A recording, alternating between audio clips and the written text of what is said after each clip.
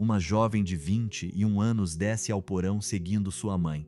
Ela acredita que vão fotografá-la para tranquilizar o mundo sobre seu destino. Na realidade, restam menos de 3 minutos de vida para ela. Ela carrega diamantes costurados por dentro do espartilho, e naquela noite, isso não a salvará. Só fará prolongar sua agonia. Bem-vindo a este canal, e se você está nos assistindo pela primeira vez, inscreva-se e nos diga nos comentários de qual cidade ou país você está assistindo. Nos toca profundamente saber até onde essas histórias chegam. Esta é a história da filha que o czar amava em segredo mais do que todas as outras. Aquela que organizava tudo, que cuidava dos soldados feridos, como se fossem seus próprios irmãos, e que morreu de pé tentando proteger sua mãe com o próprio corpo. Esta é a história de Tatiana Romanov, a filha esquecida do último czar da Rússia, e aquela que levou para o túmulo o maior número de silêncios. 17 de julho de 1918, 1h30 da manhã. A casa Ipatiev, Ekaterimburgo, nos Montes Urais. Faz calor. Calor demais para uma noite de verão nessa região da Rússia. No primeiro andar, uma jovem se veste em silêncio. Ela é alta, muito alta para a época, quase 1,75 m. Tem olhos cinzentos, cabelos castanhos penteados para trás, ainda curtos, pois precisaram ser raspados alguns meses antes por causa de uma doença. Ela é magra, magra demais. Acabaram de acordá-la. Um guarda entrou no quarto que ela divide com suas 3 irmãs. Disse a elas para descerem ao porão, que o exército branco se aproximava da cidade, que para a própria segurança delas era preciso movê-las para uma área mais protegida da casa. Tatiana não acredita completamente nisso. Faz meses que ela vive como prisioneira. Ela conhece aquele olhar que os guardas exibem quando mentem, mas não diz nada. Acorda suas irmãs Olga, Maria e Anastásia e começa a ajudá-las a se vestir. Ela é sempre aquela que organiza, aquela que assume o controle, aquela que protege. Seu pai Nicolau carrega Alexei nos braços. O menino tem 13 anos e não consegue andar. A hemofilia, mais uma vez. Sua mãe Alexandra desce apoiada em uma bengala, com aquelas dores nas costas que a perseguem há anos. Atrás deles vem o médico, a camareira, o cozinheiro, o criado. 11 pessoas ao todo. 11 corações que descem uma escada estreita no meio da noite. Tatiana aperta um travesseiro contra o peito. Dentro desse travesseiro, sua mãe costurou as últimas joias que lhes restam. Diamantes, esmeraldas, rubis que conseguiram esconder apesar das revistas. Tatiana os protege como protege tudo, como sempre protegeu. Eles descem ao porão. Um pequeno cômodo sem janelas. Uma lâmpada solitária pende do teto. Papel de parede até a metade em uma parede, gesso nu na outra. É o espaço mais insignificante que existe para se morrer. Yurovsky, o comandante, pede que se coloquem em fila, que as mulheres sentem, que um fotógrafo vai entrar. A família obedece. Tatiana permanece de pé logo atrás de sua mãe, quase colada a ela, como se soubesse, como se uma parte dela já tivesse compreendido tudo. E então Yurovsky tira um papel do bolso e começa a ler, considerando que seus parentes europeus continuam sua agressão contra a Rússia soviética. O Comitê Executivo do Soviet dos Urais decidiu executá-los. Nicolau se levanta pela metade, olha para sua esposa, olha para seus filhos. Não tem tempo de compreender. Consegue apenas murmurar uma única palavra. O quê? Yurovsky atira primeiro. Sua pistola mira o peito do czar. Então todo o pelotão abre fogo. 11 homens, 11 vítimas. Mas algo vai terrivelmente mal. As balas ricocheteiam, atravessam o cômodo em todas as direções. Algumas voltam contra os próprios algozes. O ar se enche de uma espessa poeira branca que cega a todos. E na fumaça, as filhas do czar ainda estão vivas. O que os soldados ignoram é que essas jovens carregam mais de 1 quilograma de diamantes costurados diretamente em suas roupas. Uma armadura involuntária. Uma armadura que não as salvará, mas que as fará atravessar o inferno mais lento. Tatiana é a última das irmãs a cair. Recebe uma bala na cabeça a queima-roupa. Ela tem 21 anos, 2 semanas e 1 dia. Mas para entender como se chega a esse ponto, é preciso voltar ao começo. É preciso voltar a uma manhã de junho de 1897, em um palácio perto do Mar Báltico, e a uma imperatriz que chorava ao ver sua segunda filha recém-nascida, porque a criança era menina, e um império inteiro esperava por um menino. 10 de junho de 1897. O palácio de Peterhof, nos arredores de São Petersburgo. Alexandra está exausta. Ela está em trabalho de parto há horas. Quando finalmente colocam a criança em seu peito, a primeira coisa que ela olha não é o rosto do bebê, é o rosto do marido.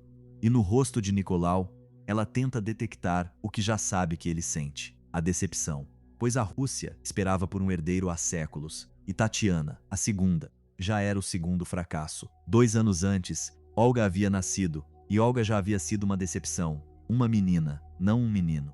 Tatiana era o fardo duplo. No entanto, Nicolau beijou a esposa na testa, pegou o bebê nos braços e murmurou uma frase que algumas testemunhas recordariam décadas mais tarde: é uma rosa. Uma rosa russa. Deram a ela o nome de Tatiana em homenagem a uma santa mártir do século III, uma mulher decapitada por se recusar a renegar sua fé. Ninguém pensou naquela manhã que lhe estavam dando o nome exato que sua vida acabaria por escrever. Sua infância se desenrolou entre 4 palácios e um mar. No verão, o Palácio Alexandre em Tsarskoye Selo, nos arredores de São Petersburgo. Na primavera, Livadia, na Crimeia. Alguns verões em Spawa, no que era então a Polônia russa, e viagens de iate ao longo das costas finlandesas. Para o mundo inteiro, os filhos do czar viviam como deuses. A realidade era bem diferente. As irmãs Romanov dormiam em camas de campanha de ferro, sem colchões de penas. Sua mãe havia decidido assim. Alexandra acreditava que o luxo amolecia o caráter. As meninas se banhavam em água fria todas as manhãs. Aprendiam a costurar, a passar roupa, a tricotar. Aos 6 anos, Tatiana já bordava lenços. Aos 8 anos, sabia remendar seus próprios vestidos. Foi a primeira coisa que a marcou. Essa sensação de que ser filha do czar não significava ser tratada como uma princesa de conto de fadas, mas ser formada como uma soldada da fé. Sua mãe Alessandra havia nascido na Alemanha. Era neta da rainha Vitória da Inglaterra, mas seu coração estava em outro lugar. Era uma mulher melancólica, quase sempre triste, com uma dor crônica nas costas que a impedia de caminhar por muito tempo e profundamente religiosa. Os ícones, as orações, as velas, o pequeno altar que tinha sobre a penteadeira. Tatiana absorveu toda essa religiosidade mais do que qualquer uma de suas irmãs. Aos 10 anos, recitava orações inteiras do rito ortodoxo de cor. Aos 12 anos, era ela quem guiava as pequenas, Maria e Anastásia, nas orações da noite. Mas havia algo mais profundo do que a fé. Era o vínculo com sua mãe. Tatiana adorava Alessandra de uma forma intensa, quase doentia para uma criança tão jovem. Quando sua mãe sofria, Tatiana se sentava na beira da cama e lhe acariciava a testa. Quando Alexandra estava deprimida, e estava com muita frequência, era Tatiana quem entrava no quarto, abria as cortinas, colocava uma música suave, lia cartas em voz alta. Suas irmãs a chamavam, meio de brincadeira, de enfermeira. Anos mais tarde, isso não seria mais brincadeira. Alexandra, por sua vez, não escondia suas preferências. Tatiana era sua favorita. Não oficialmente, pois isso teria sido um escândalo. Mas as cartas ainda conservadas, os depoimentos das damas de companhia, as memórias dos preceptores, todos concordam.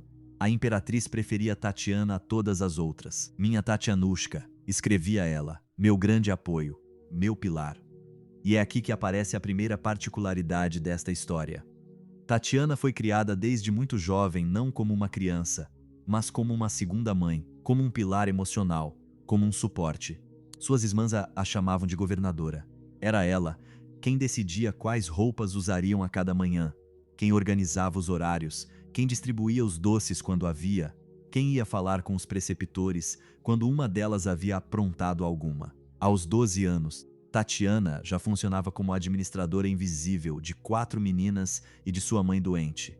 Quantas crianças você conhece que crescem assim, que crescem sendo o adulto antes de ter tido tempo de ser crianças? Foi isso que Tatiana foi, e isso explicaria muitas coisas mais adiante. Em 1904 chegou o choque, o evento que dividiria a família em 2 para sempre. No dia 12 de agosto daquele ano, Alexandra deu à luz o menino que toda a Rússia esperava há uma década. Alexei Nikolaevich Romanov. Um menino, um herdeiro. Os sinos repicaram em todas as igrejas do império. Houve fogos de artifício, salvas de canhão, uma alegria selvagem em São Petersburgo, em Moscou, até nas aldeias mais remotas da Sibéria. Tatiana tinha 7 anos. Viu sua mãe finalmente feliz. Viu seu pai chorar de emoção. Viu o bebê. Era magnífico, loiro, de olhos azuis, perfeito. O que ninguém sabia ainda, o que o médico levaria alguns dias para descobrir, é que o bebê era hemofílico. A doença dos reis europeus, herdada da rainha Vitória. Aquela que se transmitia de geração em geração pelas mulheres, mas que só matava os homens. Alexei estava doente, e estaria para sempre. Uma queda, um choque, um arranhão. O menor hematoma poderia ser fatal. Cada nova manhã era uma loteria. E é aí que entra a sombra que mudaria Tatiana para sempre. A sombra que o mundo inteiro recordaria com um único nome: Rasputin. Mas antes de falar dele, é preciso entender o que Tatiana sentia. É preciso entrar na cabeça de uma menina de 7, 8, 10 anos, que via sua mãe chorar todas as noites, que ouvia os gritos de seu irmãozinho quando uma articulação sangrava por dias, que escutava os médicos discutindo em alemão, acreditando que as meninas não entendiam nada, que sentia seu pai, o todo-poderoso czar da Rússia, se trancar no escritório por horas, vencido, sem saber o que fazer. Tatiana fazia a única coisa que sabia fazer. Rezava, cuidava, organizava, apoiava sua mãe, apoiava suas irmãs, apoiava Alexei, sustentava um império inteiro sem saber, com seus braços de criança. E então, em 1905, ele apareceu. Para entender o que Rasputin representou para Tatiana, é preciso primeiro compreender uma cena. Uma única cena. Spała, Polônia, outono de 1912. Alexei tem 8 anos. Ele brinca em um barco em um pequeno rio. Escorrega, bate a perna em uma tábua de madeira. À primeira vista, não é grave. No dia seguinte, porém, uma hemorragia interna começa no quadril. Um hematoma do tamanho de um melão se forma em sua perna. A criança grita. Grita de uma dor que não se pode descrever. Chamam os melhores médicos da Europa, telegrafam para especialistas em Paris. Uma equipe chega de São Petersburgo. Todos concordam. A criança vai morrer. Tatiana tem 15 anos. Está no cômodo ao lado, sentada no chão encostada na porta, rezando. Está ali há 3 dias. Come mal, dorme mal. Quando Alexei grita, Tatiana tapa os ouvidos com as mãos e reza ainda mais forte. Suas irmãs estão em outro quarto, em lágrimas. E então sua mãe toma uma decisão desesperada. Envia um telegrama a um homem que se encontra na Sibéria, pedindo que reze pelo filho. O homem responde com seu próprio telegrama. Deus ouviu a tua oração, diz ele. Ne t'afflige pas, le petit ne mourra pas, ne laisse pas les médecins lhe déranger trop. 24 horas depois, a hemorragia para. A criança sobrevive. Os médicos não entendem nada. Tatiana, que havia visto tudo aos 15 anos, nunca esqueceu. Para ela, Rasputin não era um homem, era um milagre ambulante. A única pessoa no mundo capaz de salvar a vida do irmãozinho que adorava. Um homem alto, de olhos muito claros, barba descuidada, cheiro forte. Um camponês siberiano que se chamava Grigori Rasputin. Um homem santo, diziam. Um curandeiro. Tatiana o viu pela primeira vez aos 8 anos e sentiu imediatamente algo estranho, algo que não conseguia descrever, algo entre a atração religiosa e o medo. O que ela ignorava, o que ninguém sabia ainda, é que esse homem se tornaria o maior escândalo do trono russo e que o ódio que ele geraria contra a família imperial seria tão profundo que conduziria, 15 anos mais tarde, a uma noite obscura em um porão de Ekaterimburgo. Antes de continuar, faça uma pausa por um instante. De qual canto do mundo você nos acompanha hoje nessa história? Deixe nos comentários. Nos dá um enorme prazer ler vocês, e isso nos ajuda a medir até onde chegam essas vidas esquecidas que tentamos tirar do esquecimento. E agora, continuemos, pois o que vem a seguir é o que fez de Tatiana a mulher mais extraordinária e mais trágica de toda a sua geração. A adolescência de Tatiana foi uma contradição permanente. De um lado, ela era a jovem mais cobiçada do Império Russo. Filha do czar, sangue real, beleza pura. As chancelarias europeias começavam a especular sobre futuros casamentos. O príncipe herdeiro da Romênia, o príncipe Karl, chegou-se a falar até do príncipe Eduardo da Inglaterra, seu primo distante. Do outro lado, ela vivia como uma semi-religiosa, encerrada em palácios, sem amigas de verdade, tendo 4 irmãs como únicas confidentes, sem acesso a bailes, sem concertos, sem a vida que qualquer jovem europeia de sua condição levava naquela época. Imagine ter 15 anos, ser a segunda jovem mais conhecida da Europa e nunca ter dançado em um salão de verdade. Tatiana não havia feito isso. Aos 14 anos, sua beleza começou a se impor a todos os olhares. Era a mais alta das 4 irmãs, a mais esbelta. Tinha o pescoço longo de um cisne, diziam as damas da corte. Vestia-se com uma elegância natural que não exigia nenhum esforço. Quando entrava em um cômodo, todos os olhos se voltavam para ela, e não para Olga nem para as pequenas. Mas além da beleza havia algo mais raro. Uma maturidade precoce, uma seriedade, uma forma de olhar as pessoas de frente, sem sorriso fácil, que intimidava muitos adultos. Suas professoras a descreviam com uma palavra que aparece em todos os diários: imperturbável. Tatiana não chorava. Tatiana não explodia de rir. Tatiana não tinha crises de raiva. Era como se tivesse nascido mulher de 40 anos no corpo de uma adolescente. Um único assunto a tirava de sua quietude: Rasputin.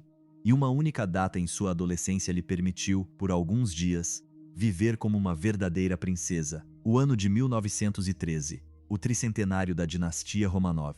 300 anos desde que o primeiro Romanov havia subido ao trono russo. A família organizou a celebração mais suntuosa da história do império. Procissões em 20 cidades, missas com milhares de fiéis, banquetes de 6.000 convidados, fogos de artifício durante semanas. Tatiana acabara de completar 16 anos e, pela primeira vez na vida, sua mãe a autorizou a usar suas joias mais brilhantes, esmeraldas, uma tiara que havia pertencido a Catarina, a Grande. Tatiana dançou, Tatiana riu, Tatiana flertou educadamente com oficiais em grande uniforme. Uma fotografia à mostra, naquela noite, em vestido branco bordado a prata, sorrindo de lado, os olhos brilhantes. Essa foto foi durante anos uma das imagens mais reproduzidas em cartões postais por toda a Rússia. As pessoas a compravam, guardavam, veneravam. Tatiana acreditou naquela noite, por um breve instante, que era uma princesa de conto. Uma semana depois, estava de volta ao palácio, cuidando do irmão, bordando, passando roupa, rezando.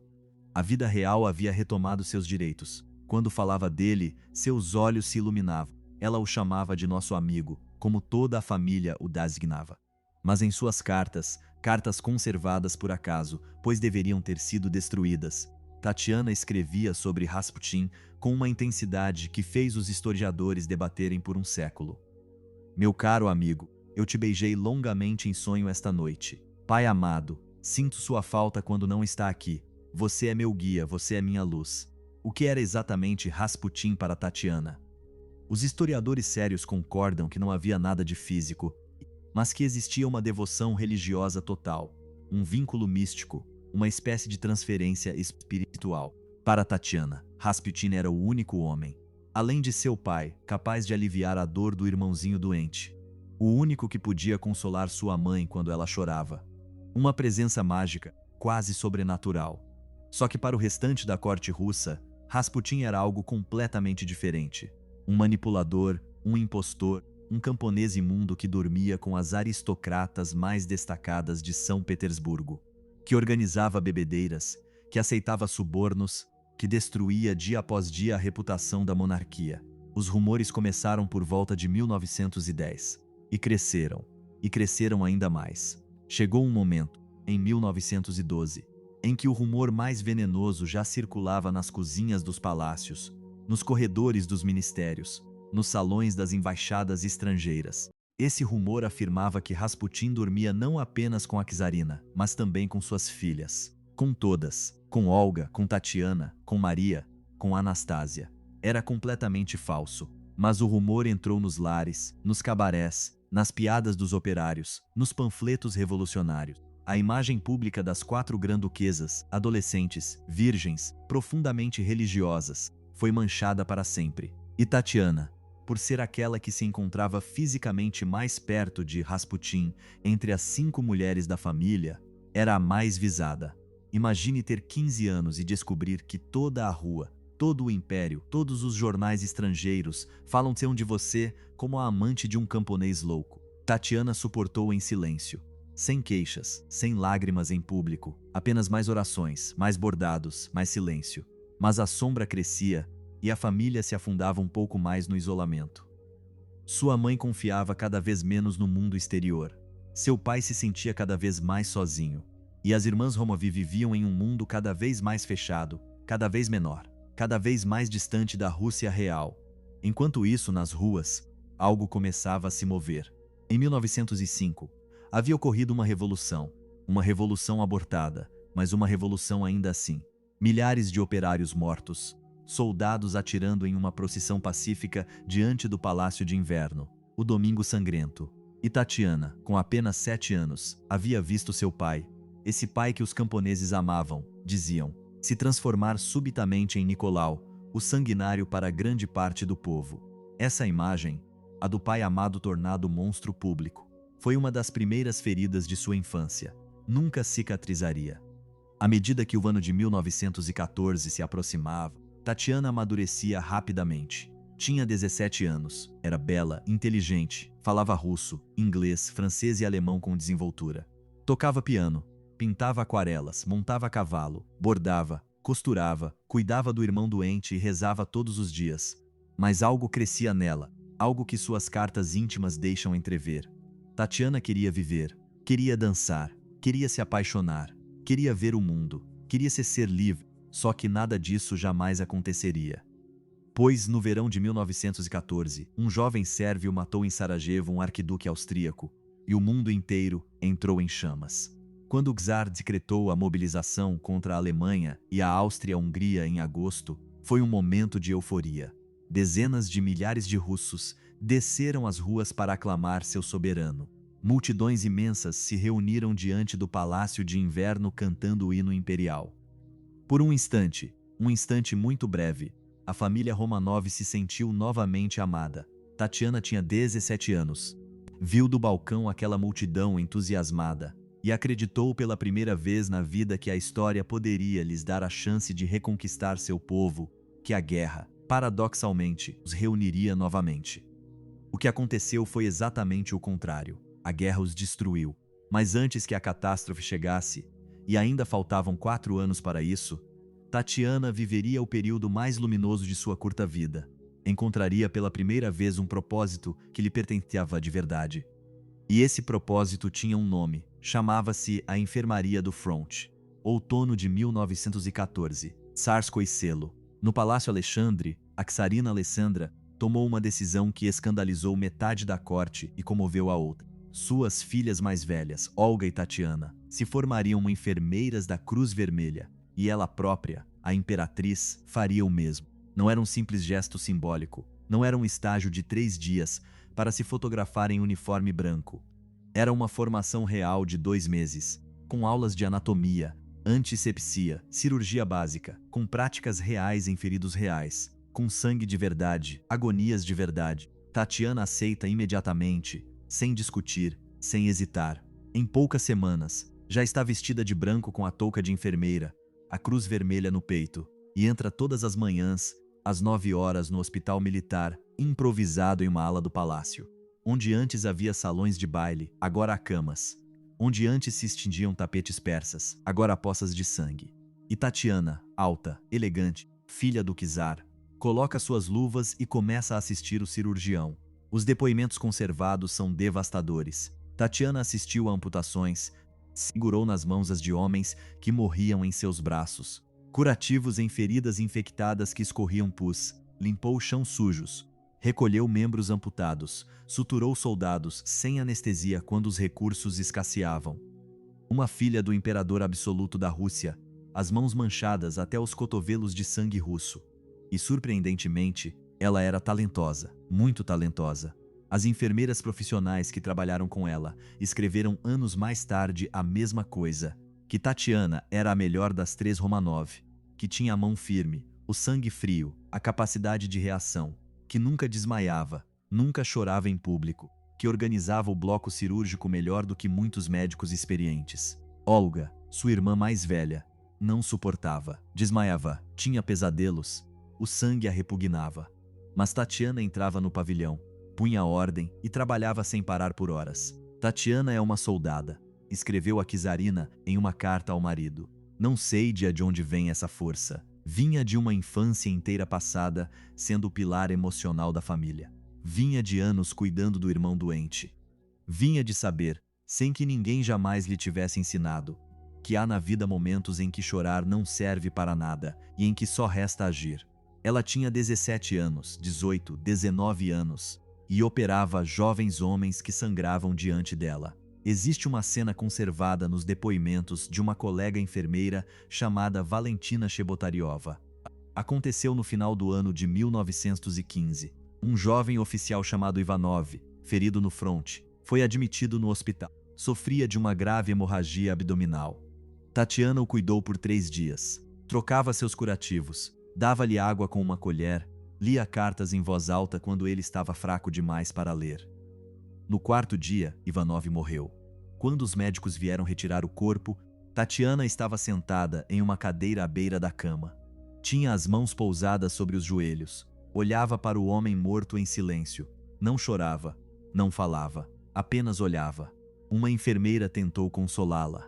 Disse que essas coisas acontecem na guerra, que ela havia feito tudo o que podia. Tatiana ergueu os olhos e respondeu com uma única frase: "Eu sei que haverá muitos outros, mas esse eu conhecia. Foi a única vez, em 4 anos de hospital, em que alguém a ouviu falar de um paciente como de uma pessoa." Depois desse momento, Tatiana se recolheu novamente à disciplina. Fez seu trabalho, apoiou os outros, mas algo, uma pequena parte de seu coração, se fechou naquela noite. E agora vem o momento mais íntimo de todo este capítulo. Pois entre os feridos que chegaram ao hospital de Tsarskoye Selo, em 1914, houve um que mudaria Tatiana para sempre. Chamava-se Dmitry Yakovlevich Malama. Era um tenente da Guarda Imperial. Tinha 22 anos. Era de origem georgiana. Havia sido ferido em combate em agosto de 1914.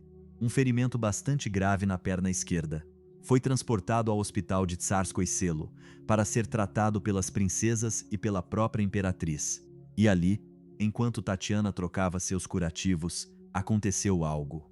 Algo muito difícil de descrever que ninguém jamais escreveu explicitamente, porque as cartas íntimas foram queimadas, perdidas ou censuradas. Mas algo que se adivinha através dos presentes, dos apelidos, dos silêncios.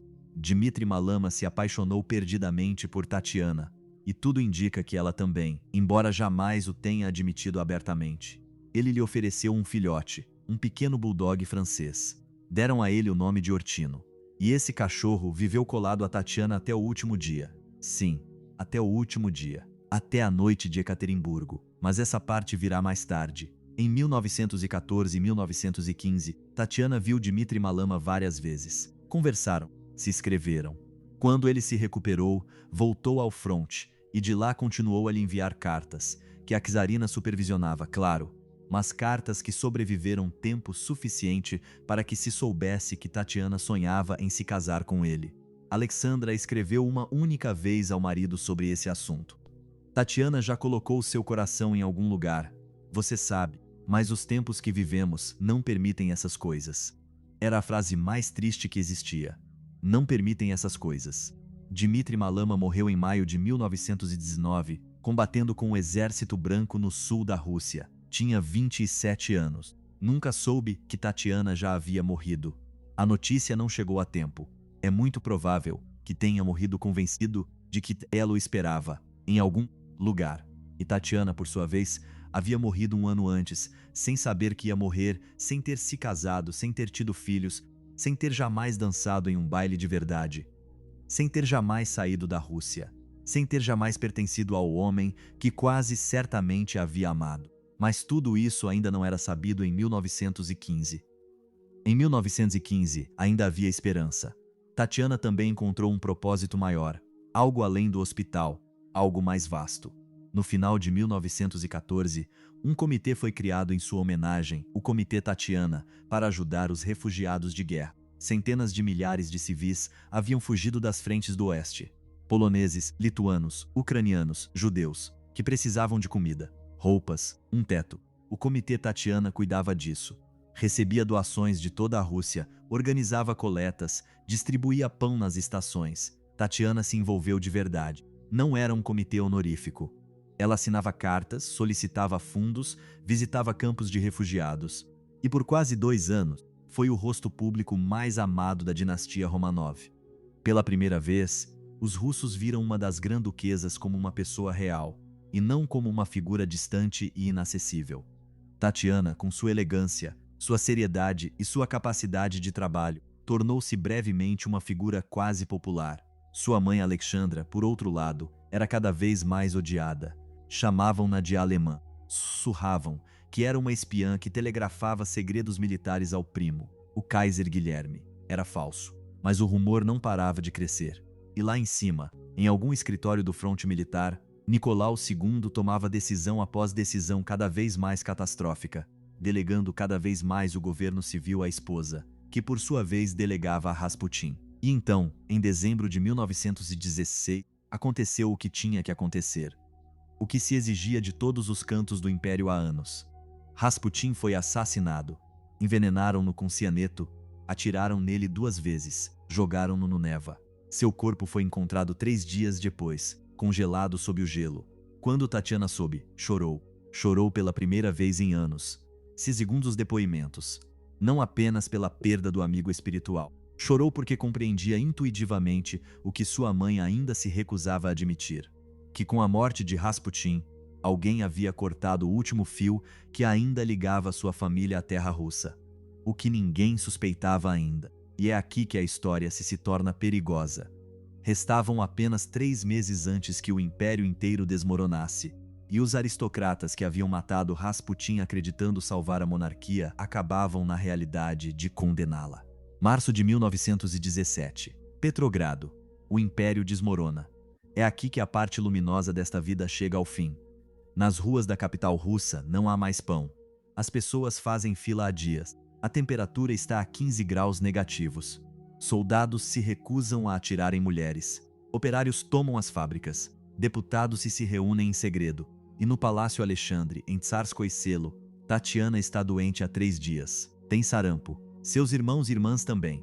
Maria e Anastásia, as 2 pequenas, também adoeceram. Só Alexandra está de pé, cuidando de todos. O czar está longe. Tatiana queima de febre. Não sabe o que acontece na capital. Chegam a ela rumores confusos. Que há levantes, que seu pai vai voltar, que há tiros. O que ela ignora, o que sua mãe tenta esconder dela, é que Petrogrado não mais obedece ao czar, que as tropas desertaram, que o governo provisório se formou, que os generais mais fiéis a Nicolau lhe pedem um após o outro que abdique. No dia 2 de março de 1917, pelo calendário antigo, Nicolau II assina sua abdicação. Está sozinho em um trem parado em uma estação chamada Pskov. Renuncia ao trono por si mesmo e por seu filho doente. 3 séculos de dinastia Romanov terminam com a assinatura de um homem exausto. Quando a notícia chega a Tsarskoye Selo, Alessandra entra no quarto de Tatiana. Tatiana ainda está com febre, os olhos vermelhos, a pele ardente. A imperatriz a olha longamente e lhe diz em alemão: Den Vater hat versistet, wir sind nicht mehr was wir waren. Tatiana, segundo os depoimentos, não chora. Faz uma única pergunta, e nós? Sua mãe não responde, pois a resposta naquele momento ninguém conhecia. Os primeiros meses de cativeiro foram paradoxalmente os mais suaves. Os Romanov permaneceram em Tsarskoye Selo, em seu próprio palácio, vigiados mas protegidos. Podiam passear pelos jardins, tinham um cozinheiro, preceptores, podiam até receber algumas visitas. Tatiana se recuperou do sarampo e, como havia feito a vida toda, tomou as rédeas. Cortou o cabelo das irmãs, que caía em tufos por causa da doença, para que parecesse mais uniforme. Organizou as aulas para Alexei, cuidou da mãe, deprimida e acamada. Falou com os guardas, olhou-os nos olhos, obteve pequenas concessões. Uma maçã para Alexei, um livro para Olga, um pouco mais de tempo no jardim. Os guardas, no início, os detestavam. Chegavam com preconceitos, ordens, propaganda. Esperavam encontrar uma princesa altiva, mimada, arrogante. Encontraram outra coisa. Encontraram uma jovem alta de olhar sereno, que lhes perguntava notícias das famílias, que ajudava a camareira a dobrar os lençóis, que se oferecia para cozinhar quando faltava pessoal, que rezava todas as manhãs diante de um pequeno ícone, que nunca elevava a voz. Muitos guardas mudaram de opinião com o tempo. Não todos, mas muitos. Alguns chegaram a chorar quando foram transferidos para outra unidade. Outros guardaram silêncio por anos, sem saber o que pensar. Em agosto de 1917, porém, o governo provisório decidiu transferi-los. A situação em Petrogrado se radicalizava. Os bolcheviques de Lenin ganhavam terreno, e manter a família imperial perto da capital tornava-se cada vez mais perigoso para todos. Foram enviados a Tobolsk, uma pequena cidade perdida na Sibéria Ocidental, a mais de 2.000 quilômetros de Petrogrado. Longe, muito longe, quase esquecidos do mundo. A viagem durou 6 dias. Primeiro de trem, depois de barco descendo o rio. Tatiana olhava pela janela, via desfilar as aldeias, os campos, as florestas. Via seu povo, e pela primeira vez em anos podia olhar a Rússia de fora. Chegaram a Tobolsk no dia 19 de agosto. Foram instalados na antiga casa do governador, uma casa grande mas modesta, de madeira, com muitos cômodos. Passaram ali quase 9 meses e, por mais estranho que pareça, foram meses quase felizes. Quase. A casa era limpa, tinha um piano, livros, podiam passear em um pequeno jardim fechado. Iam à missa aos domingos na igreja em frente. Recebiam algumas cartas, podiam até escrever. Tatiana completou 20 anos em Tobolsk, no dia 29 de maio de 1917 pelo calendário antigo. Pela primeira vez na vida, não houve banquete, não houve fogos de artifício, não houve desfile militar em sua homenagem. Suas irmãs lhe ofereceram um desenho e um bordado. Sua mãe lhe beijou as mãos, e à tarde os guardas lhes permitiram jogar cartas um pouco mais tempo no jardim. Tatiana escreveu naquela noite em seu diário uma das frases mais comoventes que nos chegaram dela. 20 anos. E tenho a sensação de já ter vivido 100. Se o que você está ouvindo toca profundamente neste ponto do relato, nos dê um like agora. É gratuito para você, mas para este canal representa tudo e nos ajuda enormemente a continuar contando essas vidas esquecidas que tantas vezes ninguém quer ouvir. Naquela noite, enquanto todos dormiam, Tatiana ficou um momento lendo. Os depoimentos indicam que ela lia o evangelho em voz baixa para não acordar as irmãs, e que se levantou várias vezes para acariciar Ortino, o bulldog que Dmitri Malama lhe havia dado. Era uma vida pequena, uma vida triste, mas era uma vida. O que nenhuma das irmãs Romanov sabia ainda é que lhes restavam apenas 14 meses de vida, e que o pesadelo estava apenas começando. Em outubro de 1917, o governo provisório caiu. Os bolcheviques tomaram o poder. Lenin entrou no Palácio de Inverno, e o destino dos Romanov passou para as mãos de homens que não tinham nenhum interesse em mantê-los vivos. Em abril de 1918, um comissário chamado Vassily Yakovlev chegou a Tobolsk. Tinha ordem de transferir a família, mas apenas em parte. Queriam levar o czar. Para onde? Ninguém sabia ao certo. As ordens eram contraditórias. Alguns diziam que queriam levá-lo a Moscou para julgá-lo, outros que queriam conduzi-lo a um lugar mais seguro, outros ainda que simplesmente queriam matá-lo longe de tudo. Yakovlev levou Nicolau, Alexandre e Maria. Tatiana ficou em Tobolsk com Olga, Anastasia e Alexei. A criança estava doente demais para viajar. Acabara de ter uma nova crise hemorrágica.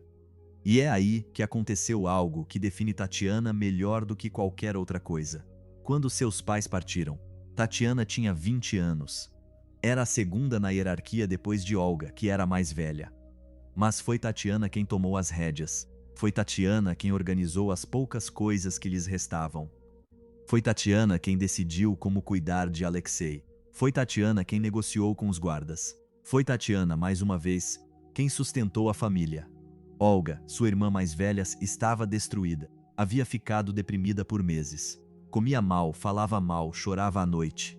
Tatiana cuidava como cuidava de Alexei, sem reclamar, sem pedir nada em troca. 3 semanas depois, em maio de 1918, os irmãos e irmãs restantes foram transferidos por sua vez, mas não para o mesmo lugar que os pais. Foram levados a Ekaterimburgo, uma cidade industrial dos Urais, vermelha, bolchevique até a medula. O soviete local era um dos mais extremistas de toda a Rússia.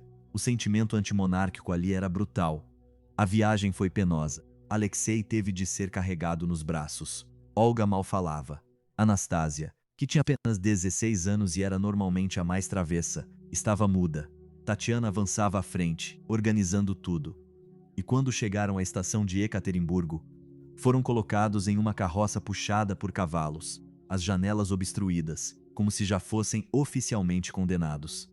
A casa onde seriam encerrados ficava no centro da cidade.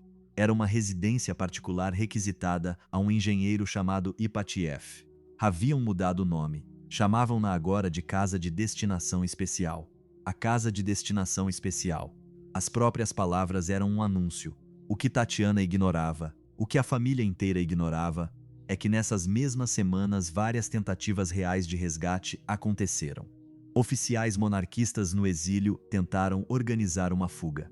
Um grupo conseguiu se aproximar dos muros da casa Ipatiev em maio. Outro enviou cartas codificadas a Czarina, prometendo uma evasão iminente. A imperatriz, em um ato de fé quase suicida, chegou a responder em código, dando detalhes sobre os horários dos guardas. Essa correspondência, interceptada pelos bolcheviques, foi uma das provas que acelerou a decisão de matar a família. Os Romanov, sem saber, assinaram sua sentença de morte ao tentar se salvar. Tatiana nunca soube nada dessas tentativas, ou talvez as suspeitasse, mas nunca falou. Mais uma vez, o silêncio. Haviam cercado a casa com paliçadas. As janelas estavam cobertas de tinta branca para que não se pudesse ver para fora. Guardas armados se postavam em cada ângulo. A luz natural mal entrava. O ar era pesado. Um comandante os recebeu. Tatiana o olhou nos olhos e soube naquele instante preciso que iam morrer. Foi o que escreveu mais tarde um dos guardas em suas memórias, que quando Tatiana entrou na casa Ipatiev, seu olhar mudou, e que durante os 2 meses seguintes, os 2 últimos meses de sua vida, Tatiana caminhava com as costas eretas e a cabeça erguida, como se já soubesse, como se tivesse aceitado. Casa Ipatiev, maio, junho, primeira metade de julho de 1918. Ekaterimburgo no verão cheira a fumaça e poeira. As fábricas funcionam dia e noite. Operários passam em grupos diante da casa, gritam insultos, cospem contra as janelas. Alguns cantam canções revolucionárias. Lá dentro, os Romanov vivem de forma espartana. Levantam-se às 8 horas da manhã, rezam juntos no quarto dos pais, tomam o café da manhã de pão preto, chá sem açúcar, às vezes um pouco de manteiga quando os guardas permitem. Depois as irmãs se reúnem para costurar, ler, tocar piano quando os guardas autorizam. Às 11 horas, um curto passeio no pátio, 20 minutos, não mais, com guardas a cada passo, fuzil em punho. O pátio é minúsculo, mal dá para andar em círculos. Alexei está fraco demais para caminhar e é transportado em uma espécie de cadeira de rodas.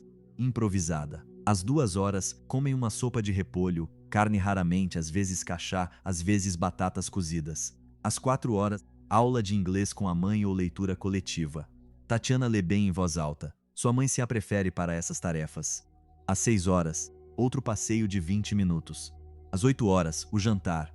Às 10 horas, as orações coletivas, depois a hora de dormir. Dia após dia, sem variação, sem esperança, sem contato com o exterior. Os guardas zombavam deles, zombavam de Alexei. Desenhavam imagens pornográficas nas paredes do banheiro com as granduquesas como protagonistas. Certa manhã, Tatiana viu uma. Apagou-a com uma esponja, em silêncio. Não disse nada à mãe, não disse nada a ninguém. Apagou e voltou às suas ocupações. Imagine viver assim. Acordar todas as manhãs, sabendo que sua única tarefa é esperar para morrer. Tatiana resistiu como havia resistido a vida toda, mas algo nela se quebrou durante essas semanas. As raras fotografias conservadas dos últimos meses mostram uma jovem extraordinariamente magra, com as maçãs do rosto salientes, os olhos fundos, o cabelo cortado bem curto, um corte quase masculino, pois após o sarampo nunca havia realmente crescido de volta. Ela pesava pouco mais de 50 quilogramas, mas permanecia ereta, continuava a cuidar dos seus, continuava a ser Tatiana.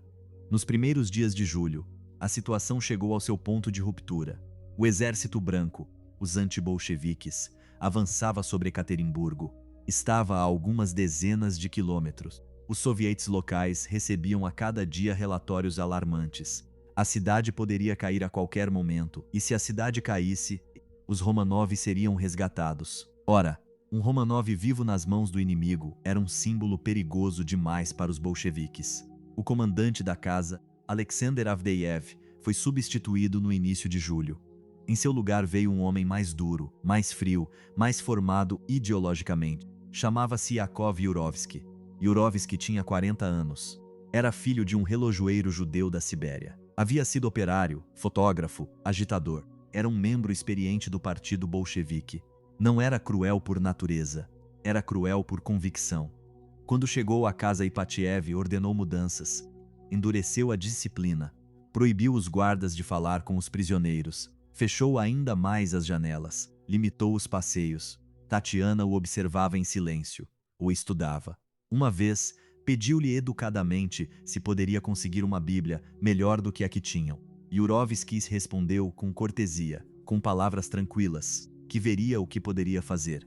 Nunca trouxe a Bíblia. No dia 14 de julho, Yurovsky chamou um padre ortodoxo para celebrar a missa na casa. Era uma prática que ocorria de tempos em tempos. O padre Ivan Storojev, chegou pela manhã, viu a família, e o que viu assombraria pelo resto da vida. Naquele dia, Storojev notou algo estranho. As irmãs não responderam às orações como de costume. Estavam silenciosas, quase em transe. Quando chegou o momento da oração pelos defuntos, o descanso eterno, todos os Romanov se ajoelharam, o que não era habitual, e permaneceram ajoelhados, chorando em silêncio por um longo momento. Quando Storojev terminou a missa e saiu da casa, disse ao assistente uma frase que ficou gravada na história. Algo terrível vai acontecer aqui. Eu senti.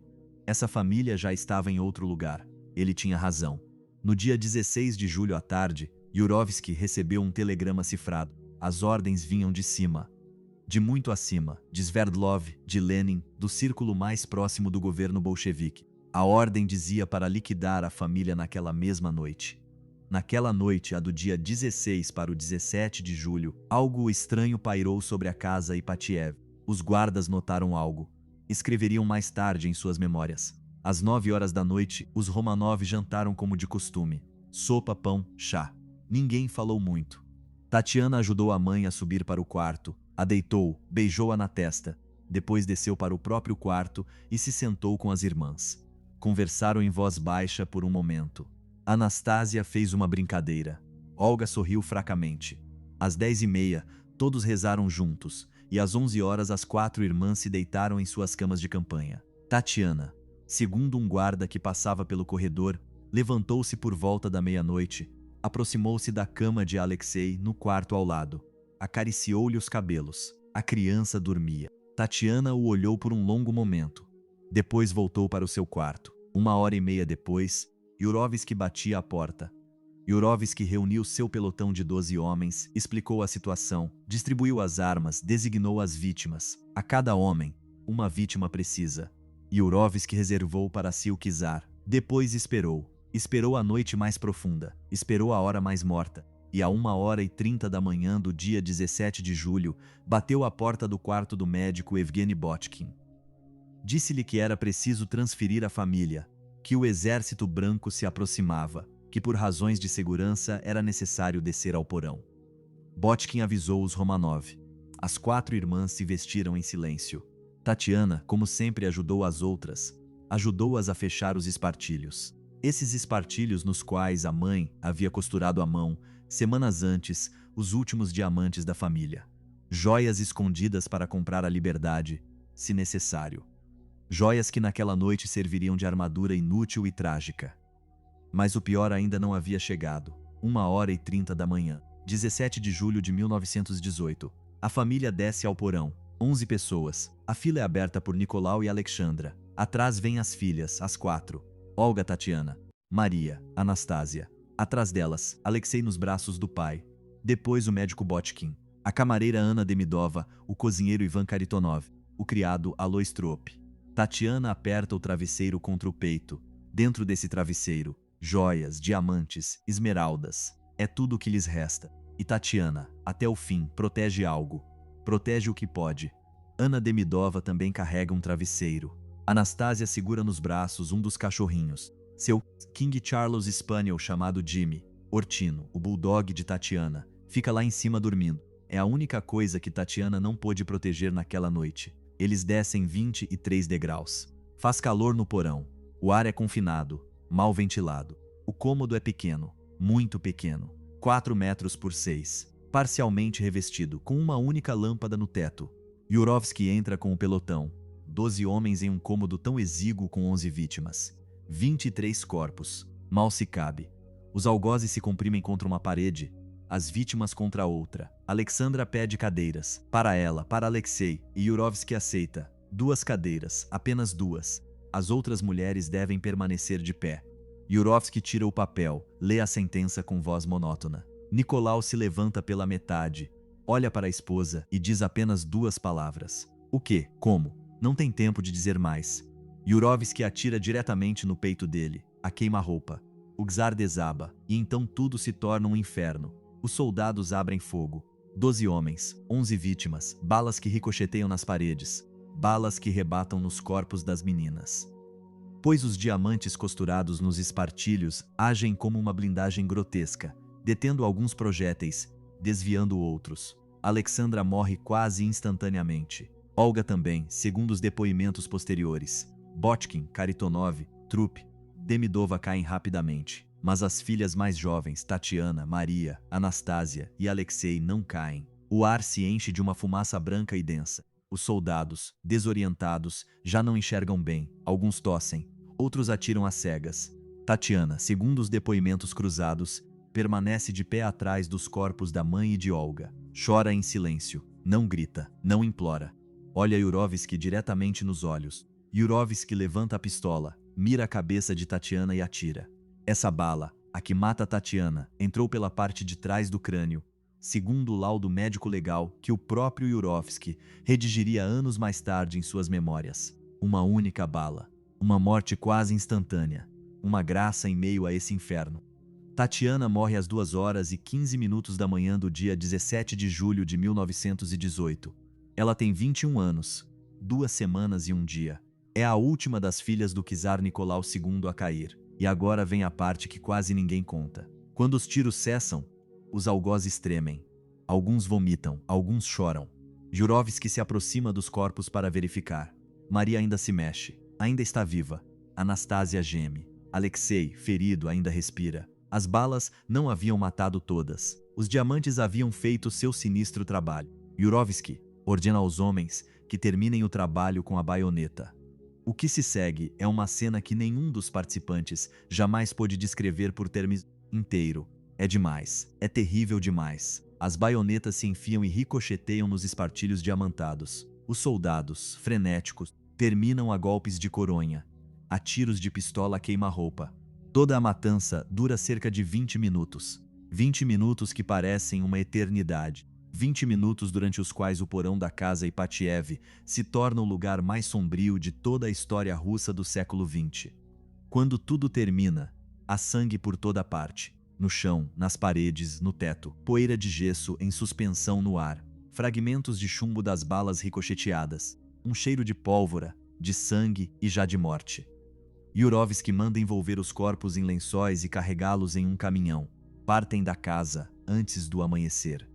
Percorrem estradas rurais por horas até chegar a um poço de mina abandonado nos arredores da cidade, em um lugar chamado Os Quatro Irmãos. Jogam os corpos no fundo do poço, despejam ácido sulfúrico por cima, depois gasolina, e ateiam fogo. Mas algo dá errado. O poço não é fundo o suficiente. As granadas não destroem tudo. No dia seguinte, Yurovsky ordena que os corpos sejam recuperados e transferidos para outro lugar. E é durante essa transferência que acontece a decisão que mudará tudo quase um século depois. Yurovsky separa 2 corpos dos demais. Queima-os à parte, enterra-os à parte, com medo de que, se os outros 9 restos fossem descobertos em um único lugar, alguém fizesse a conta e percebesse que faltavam 2 pessoas. Os 2 corpos queimados separadamente são, segundo o próprio Yurovsky em suas memórias, os de Alexei e Maria, os mais jovens, os mais fáceis de fazer desaparecer. Os outros 9 são enterrados em uma vala comum rasa, ao longo de uma estrada rural chamada Koptiak. Colocam dormentes de trilho por cima, para disfarçar a sepultura, e partem. Esse segredo, a separação dos corpos em 2 grupos, permanecerá oculto por mais de 80 anos. Os anos passam, as décadas se sucedem. A União Soviética enterra o episódio, recusa-se a falar sobre ele. recusa-se a investigar, recusa-se a reconhecer o local exato do crime. A Casa Ipatiev permanece aberta por anos como um museu informal, até que em 1977 Boris Yeltsin, então funcionário local do partido, recebe ordem direta de Moscou para demoli-la. Ela é arrasada, e toda a evidência física desaparece. Mas em 1979, dois pesquisadores amadores, chamados Geli Ryabov e Alexandre Avdonin, descobrem a vala de Koptiak. Retiram 3 crânios, escondem-nos, devolvem-nos a vala e ficam em silêncio por 12 anos, pois em plena União Soviética falar dos Romanov ainda era suicida. Em 1991, com a queda do regime soviético, a descoberta é anunciada. Os restos são exumados, 9 corpos. Faltam 2, Alexei e Maria. As análises de DNA realizadas por laboratórios britânicos e russos confirmam as identidades dos 9 presentes. Em 1998, os restos de Nicolau, Alexandra, Olga, Tatiana e Anastasia são sepultados com honras de Estado na Catedral de São Pedro e São Paulo, em São Petersburgo. Em 2007, 2 historiadores russos encontram os restos que faltavam a 100 metros do local original. Alexei e Maria, queimados, fragmentados, mas ali. O círculo se fecha. No ano 2000, a Igreja Ortodoxa Russa canoniza toda a família como mártires. Tatiana, ao lado dos pais, das irmãs e do irmão, torna-se oficialmente, para milhões de fiéis ortodoxos, uma santa. Seu nome é pronunciado hoje em milhares de igrejas da Rússia, da Grécia, da Sérvia, em cada liturgia. Mas além da santidade oficial, quem foi realmente Tatiana? Na realidade, foi uma mulher que nunca escolheu sua vida, que nasceu para sustentar uma família que afundava, que viveu sem ter amado livremente, que morreu sem jamais ter saído da Rússia, sem ter dançado em um baile de verdade, sem ter sido outra coisa senão a segunda filha de um czar deposto. E ainda assim, há algo em sua história que toca um nervo em cada um de nós. Tatiana é o exemplo das vidas feitas de obediência, das vidas vividas para os outros, dos sacrifícios silenciosos que ninguém aplaude. Olhe para a sua própria vida por um instante. Pense em alguém que você conhece que vive assim, que se levanta todos os dias para cuidar dos seus, que renuncia aos próprios sonhos e sem protestar, que sustenta uma família inteira com seu silêncio. Essa pessoa é provavelmente a Tatiana do seu mundo. Há um último detalhe que não quis revelar no início, mas que é preciso dizer agora. Quando os médicos legistas examinaram em 1991 os restos de Tatiana, descobriram que a mandíbula estava ligeiramente deslocada em relação à posição normal de um corpo enterrado. Haviam golpeado seu rosto após a morte. Uma violação final, gratuita, sobre um corpo já destruído. Mas entre os dentes, cerrados como se ela os tivesse fechado em seu último instante, encontraram um pedaço de tecido verde claro, bordado. Era a borda do travesseiro que ela apertava contra o peito quando desceu ao porão. O travesseiro das joias. O travesseiro que havia tentado proteger até o fim. Tatiana, mesmo morta, ainda se agarrava ao que lhe haviam pedido para guardar. Eis quem foi Tatiana Nikolaevna Romanova. A filha que havia se treinado a vida toda para sustentar os seus, e que sustentou até os dentes, até o último suspiro. Uma rosa russa, como havia dito seu pai no dia em que nasceu. Uma rosa que floresceu no porão mais sombrio do século XX. Se essa história o tocou, inscreva-se neste canal e nos dê um like. E nos diga nos comentários o que mais o emocionou na vida de Tatiana. Seu testemunho importa, e é ele que nos dá força para continuar contando essas vidas que a história deixou tantas vezes na sombra.